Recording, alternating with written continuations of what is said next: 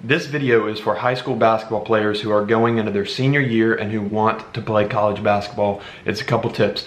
The first one is to go to as many elite camps as possible. So colleges will host invitational camps or elite camps or ID camps where they're looking for specific kids. If you can't afford those camps or your family can't afford it, here's a way to get some donations. Go onto Facebook, create a Facebook profile, go into whatever city you live in. Like where I'm from, Alpharetta, Georgia, there's a page called the Alpharetta Community Group, and then there's other pages like Alpharetta Yard Sale or Fulton County Yard Sale.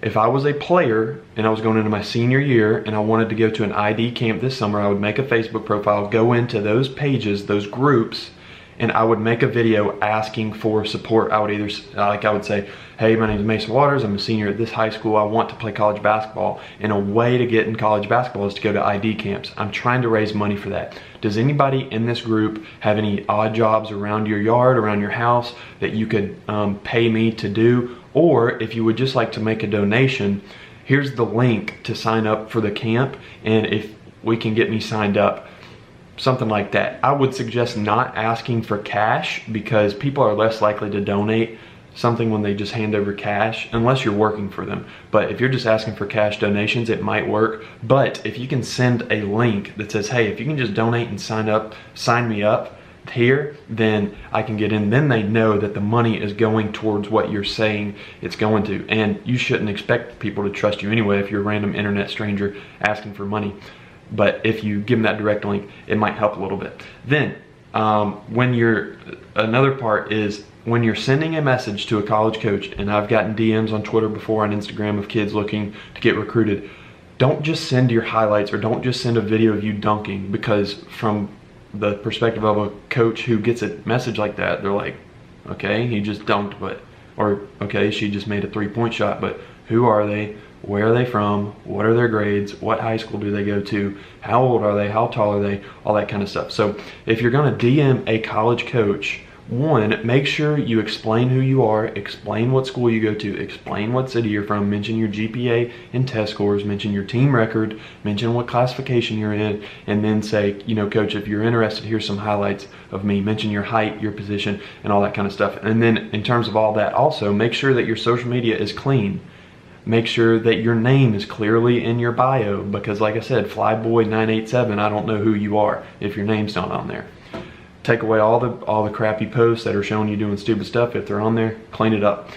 The last piece of advice is during the summer, start making your highlight tapes. So whether you're going to a team camp, whether it is a scrimmage, whether it is scrimmage or whatever, whenever you're playing games, get somebody to record those games and start compiling highlights. So you can have a highlight tape of, who knows, 10 minutes from all your summer games where you went to, like in Georgia, maybe you go to the North Georgia team camp or the Georgia State team camp or Georgia College, wherever.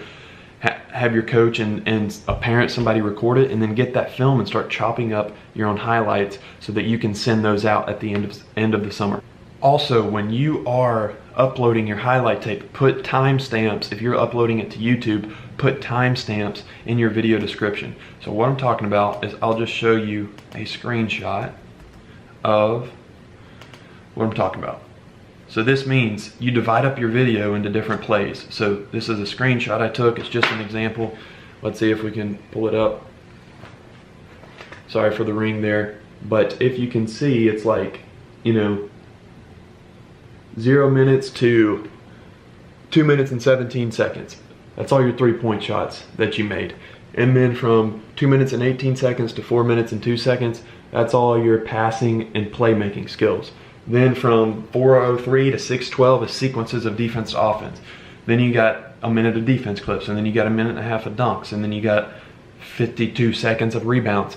If you can categorize your film, and like when a coach pulls it up and they can see, okay, here's his shooting, here's his rebounding, here's this, it'll be helpful for them and it'll be helpful for you, because coaches are looking for different things. Like one school, they might be desperate for a rebounder, and so they might go ahead and say, oh, well, even though he's a guard, or even though she's a guard, let's see how well they rebound because we need help on the boards next year.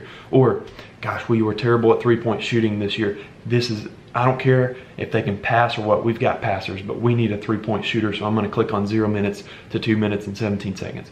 Categorizing it just helps college coaches identify specific skills that you're good at, and then if it's a specific need for their team, it can just accelerate the process so they don't have to watch 15 minutes of film where it's not organized. I would not suggest sending workout videos, although they can work sometimes. But if it's just you and you're just doing ball handling drills with a tennis ball, or you're just shooting half speed against nobody, that's not a good video to send, and that's not gonna be something that interests college coaches. Unless, like if you're 6'11" or really tall and you're shooting it really, really well, and you send a workout video of you just going super, super hard, that might be helpful. But just make sure your workout video is something that's actually gonna be good and not just you throwing up a tennis ball or going half speed.